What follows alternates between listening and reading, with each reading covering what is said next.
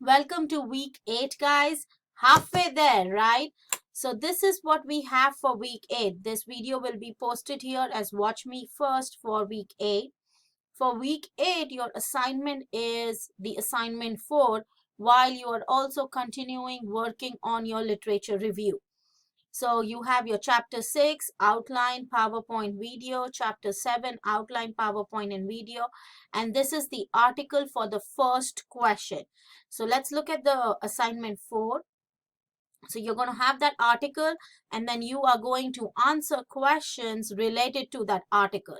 For the next one, for problem 2, you are going to choose one of your articles and upload it with this assignment, in which once again you are going to identify these 5 things. So choose a suitable article from your list and find the following items and then comment. So I will open up your article and I will look whether you have answered these questions correctly or not. So this is what you have for your assignment 4. And here is the Dropbox for assignment 4. If you have any questions, please do not hesitate to ask.